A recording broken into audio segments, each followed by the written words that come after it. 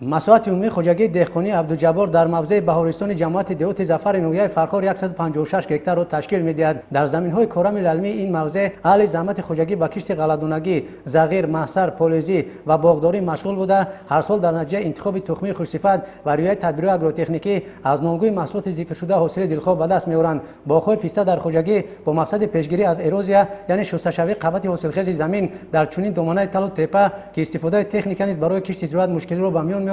از سال 2017 تا سال 2024 مرحله به مرحله در مساحت قریب 60 هکتار بنیاد گردیده امسال میدان 5 هکتار هم به ثمر آمده است. رئیس ولایت ختلان دولت علی سعید در خوجگی دهقانی عبدالجبار با فعالیت اهل زحمت در سمت باغداری شناس شده تجربه مسئولین خوجگی را برای وسیع نمودن مساحت باغ‌ها از سبب چنین زمین‌های غیر کشاورزی و تل و تپه عبرت بخش ارزیابی کردند. گفته شد که در باغ‌های پیسته 12 نفر اعضای خوجگی دائمی و تا 35 نفر ساکنان دهات به کارهای موسمی جلب کرده می‌شود. در باغ‌های خوجگی نوهای پیسته اکبری و نوی محلی پرورش کرده می‌شود. باغ که ما قرار داریم 24 هکتار است.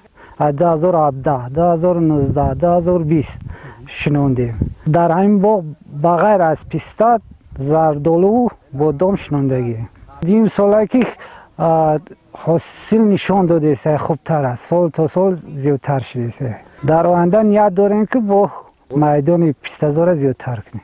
برای تامین نشونامای خوب نیالای پیسته و ثمرناک استفاده بردن بین قطار باغ‌ها رهبریت خوجگی با کندن چای عمودی در حدود دهه پختکار جماعت دهات دشتگلوی نویه امیر سعید علی حمدانی و نصب انشاءات آبرسانی تا این موضع در مسافت زیاده از 5 کیلومتر خط آب کشیده با ساختن آب انبار گنجایش 500 متر مکعب آبیاری میدان باغ‌ها را با اصول قطرگی براه ماندند. گفته شد که برادران خالق‌فو با انجام دادن این تدبیر 65 عائله دهه استقلال را نیز با آب تازه نوشابه تامین نمودند. برای ولایت اطلاع داده شد که از درآمد اقتصادی خوجگی و سهم شخصان وطن دوست در این دهه دوردست نویه بنگاه طبی ساخته شده بخشیده به استقبال جشن 35 سالگی استقلال دولتی جمهوری تاجیکستان راه دهه در مسافت 2 کیلومتر تا شاهراه نویه سنگفرش کرده شده است. در شفت راه و باغ پیسته نوبنیاد زیاده از 350 بین نول درختان همیشه سبز نشانیدند. در خوجگی دهقانی عبدالجبار در مساحت 1 هکتار در دایره تطبیق لایحه در همکاری با متخصصان ساحه باغ بوتانیول خود شناخته شده است که نیالای این باغ نیز به ثمر آمدند.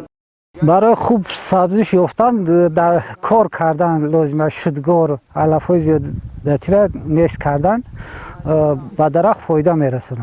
وقتی که ما شدگار میکنیم شدگار از زیاد نمی ذخیره میشه در زمستان.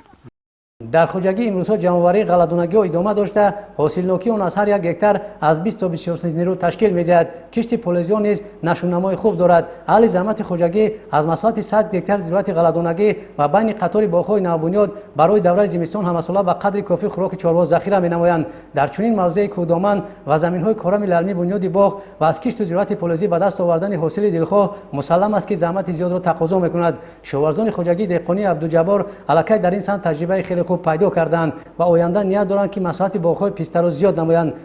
این را در کلو ما تیار میکنیم در حالت پرورشمون ایدانه سبز میکنیم بعد میاریم در اینجا میشنونیم 1 سال پس بعد این پیوند میویه.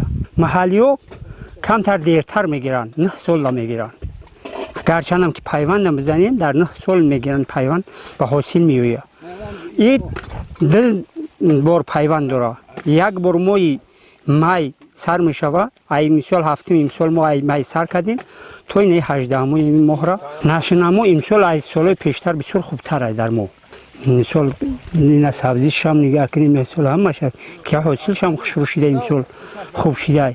پیسته نهال درختی بسیار ساله است که حاصل آن در بازارهای داخل و خارج مملکت طلبات زیاد دارد. تجربه اهل زحمت خوجگی دهقانی عبدالجبار ثابت نمود که در شرایط خوب پرورش نمودن نهال پیسته نسبت به آنی که طبیعتاً می‌سازد آن زود به ثمر می‌آید. رئیس ولایت ختلان دولت علی سعید و مسئولین دستور دادند که جهت عملی نمودن این تجربه در موضع‌های کودمان دیگر شهر و نویه‌ها چاره‌های موثر اندیشیده شود زیرا با واسطه شدن مساحت چنین باغ‌ها ساکنان به شغل فرا گرفته شده همزمان اهل زحمت درآمد اقتصادی بیشتر به دست می‌آورند.